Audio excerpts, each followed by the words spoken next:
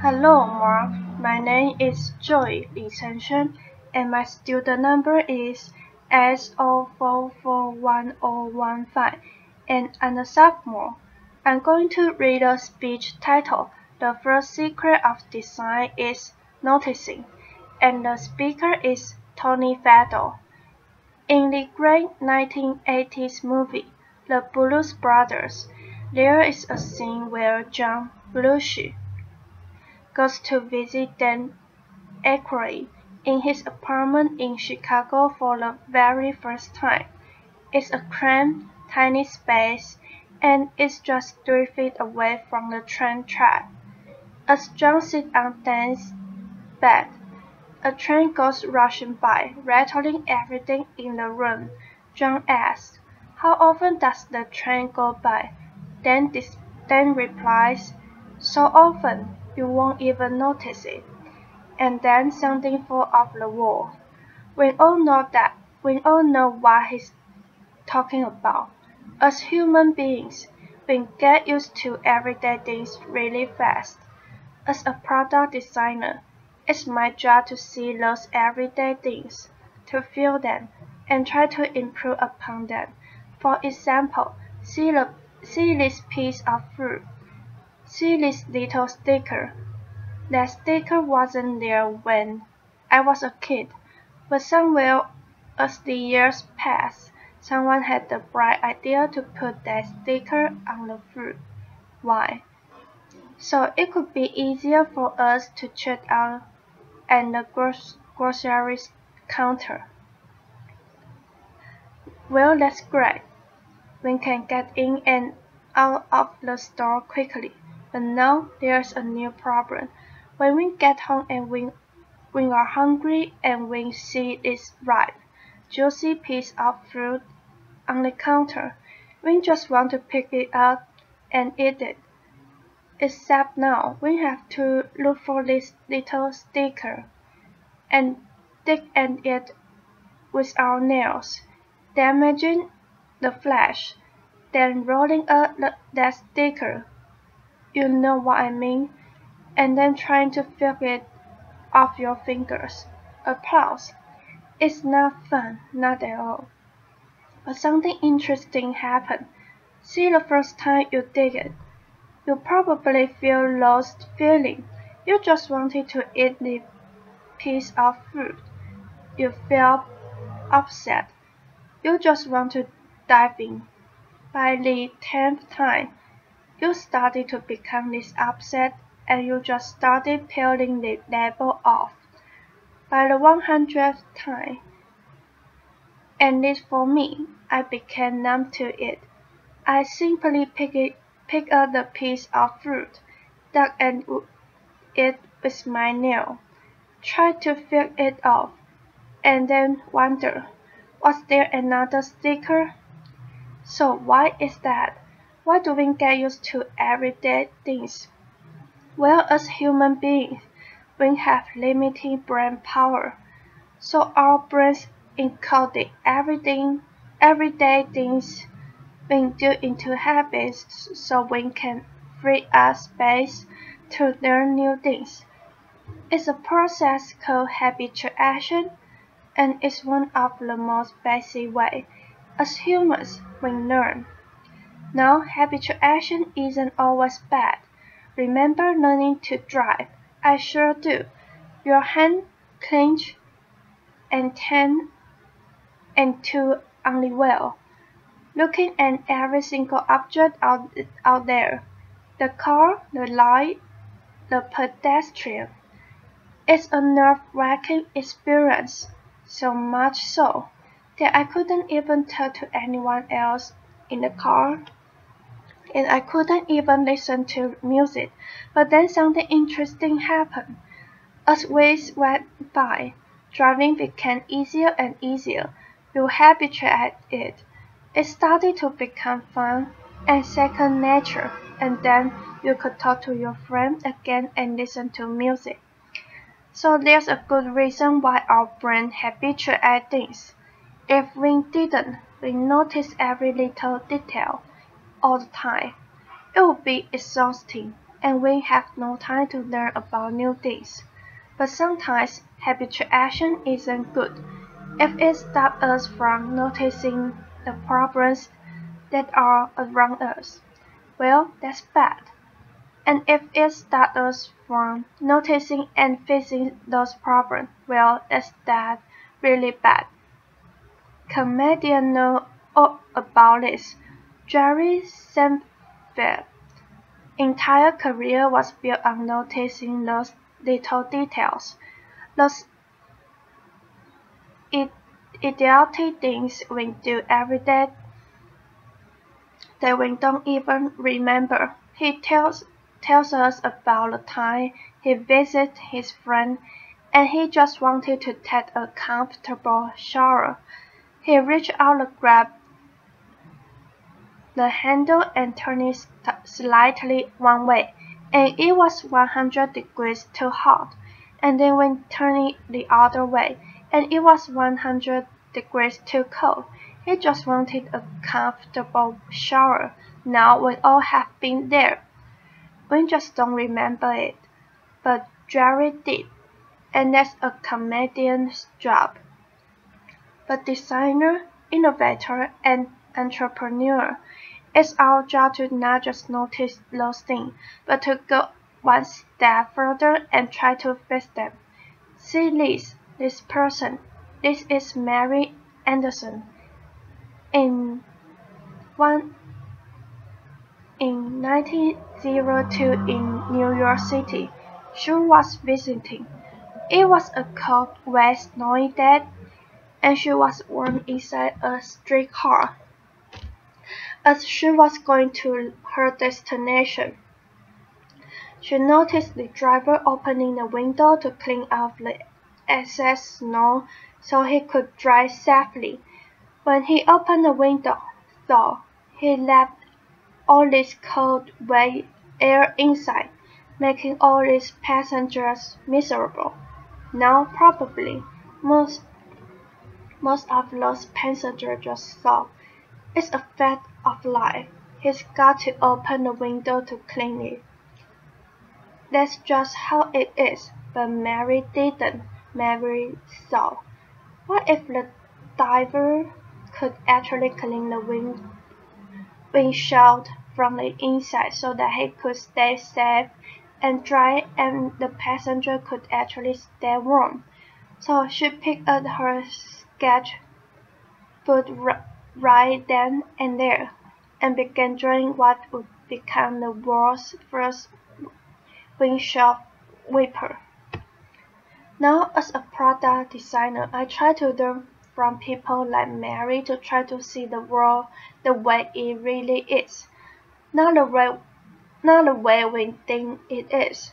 Why? Because it's easy to solve a problem that almost everyone sees. But it's hard to solve a problem that almost no one sees.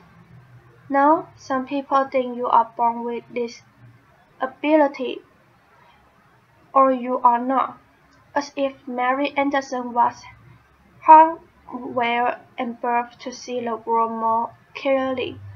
That wasn't the case for me. I have to work at it. During my years at Apple, Steve Jobs challenged us to come into work every day, to see our product through the eye of the customer, the new customer, the one that had fear and possible frustration and hope for exhilaration that their new technology product could work straight to wait for them.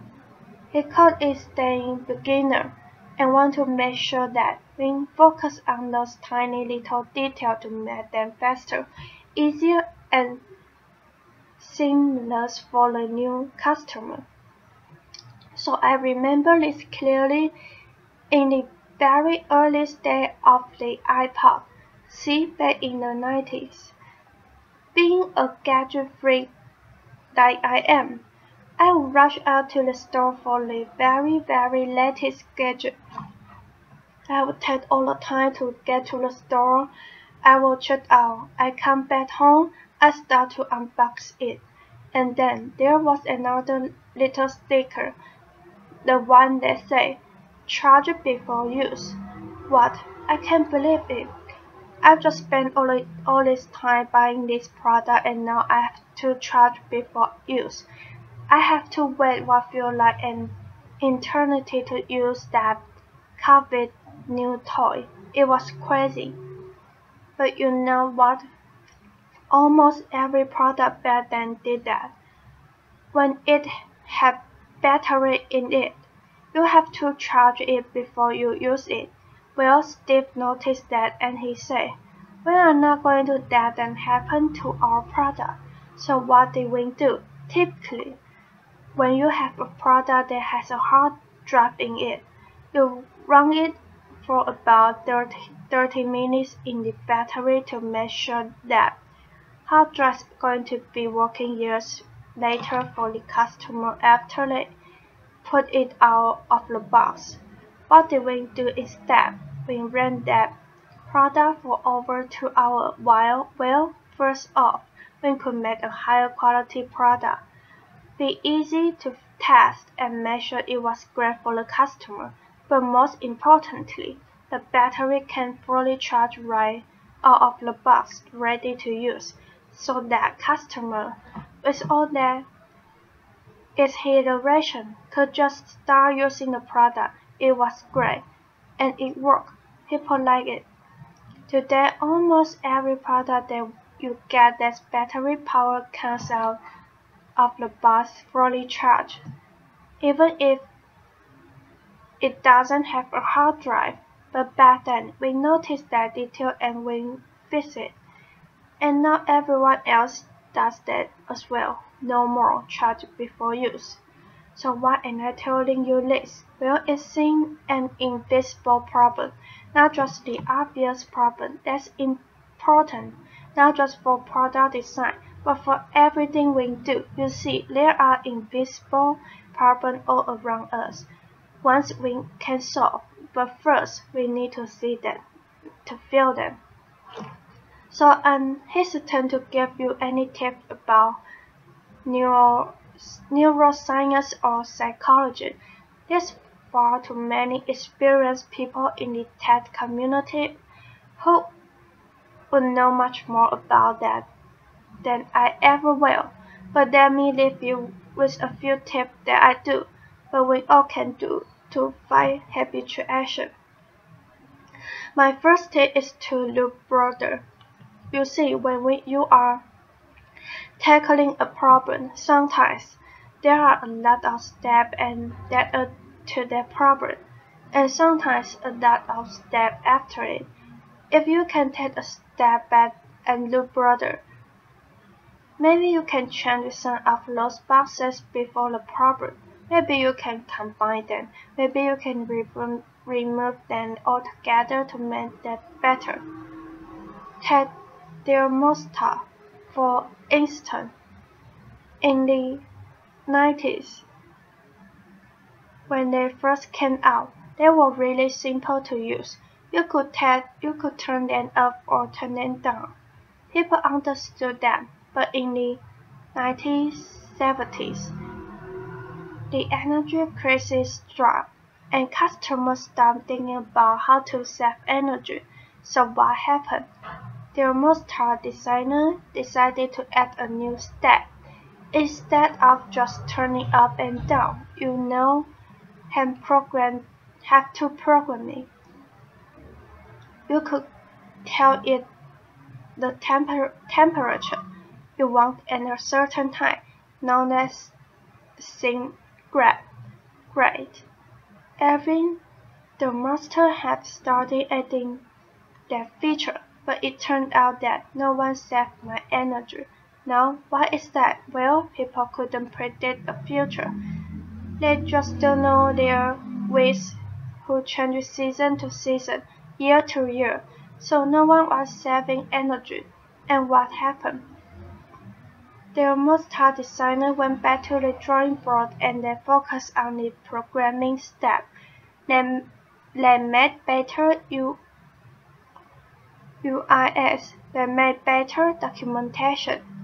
But still, Years later, people were not saving any energy because they just couldn't predict the future. So what did we do? We put a machine learning algorithm in instead of programming that we simply watch when you turn it up and down. When you like a certain temperature when you got up or when you went away, and you know what, it worked. People are saving energy without any programming. So it doesn't matter what you are doing. If you take a step back and look at all the boxes, maybe there's a way to remove one or combine them so that you can make the process much simpler. So that's my first step, look broader. For my second tip is to look closer. One of my greatest teachers was my grandfather.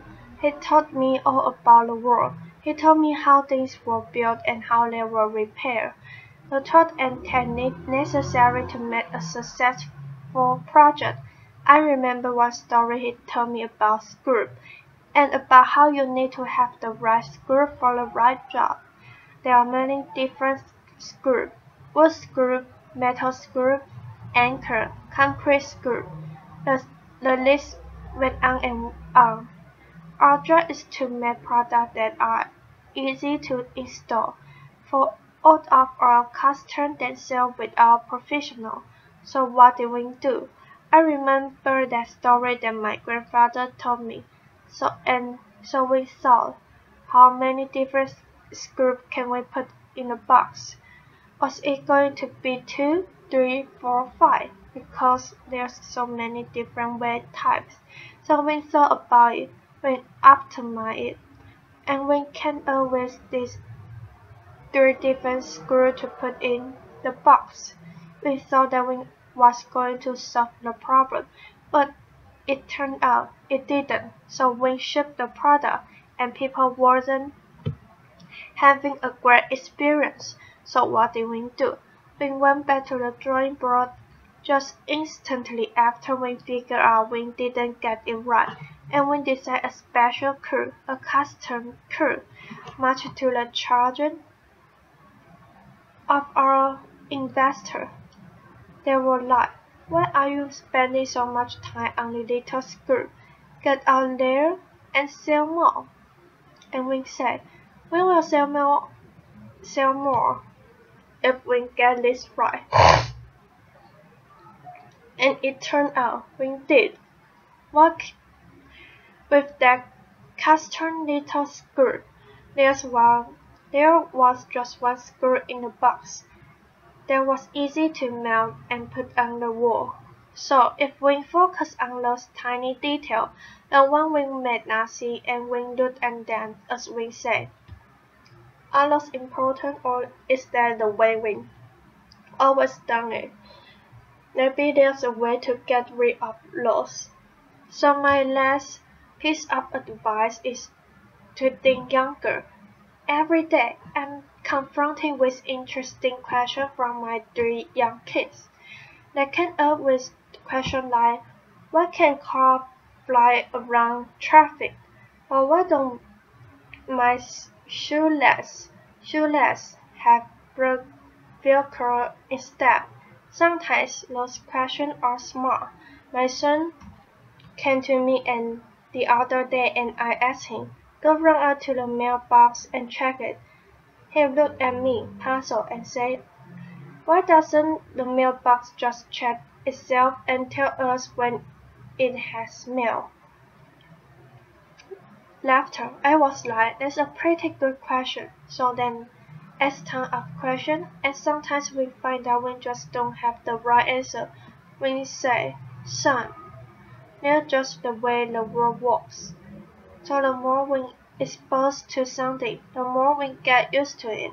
But kids haven't been around long enough to get used to those things. And so when they run into problems, they immediately try to solve them. And sometimes they find a better way. And this way really is bit better. So my advice that when take too hard is to have young people on your team. or people with young mind, because if you have lost young mind, they cause everyone in the room to think younger. Picasso once said, "Every child is an artist. The problem is when he or she grows up. It's hard to remain an artist when also the world more clearly when we saw it for the first time, before a lifetime of habit got in the way. Our challenge is to get back there, to feel that frustration, to see those little details, to look broader, look closer, and to think younger so we can stay beginner. It's not easy. It requires us pushing back against one of the most basic ways we make sense of the world. And if we do, we could do some pretty amazing things. For me, hopefully, it's better product design. For you, that could mean something else, something powerful. Our challenge is to wake up each day and say, how can I experience the world better? And if we do, maybe, just maybe, we can get rid of this dumb little sticker. Thank you very much. Applause.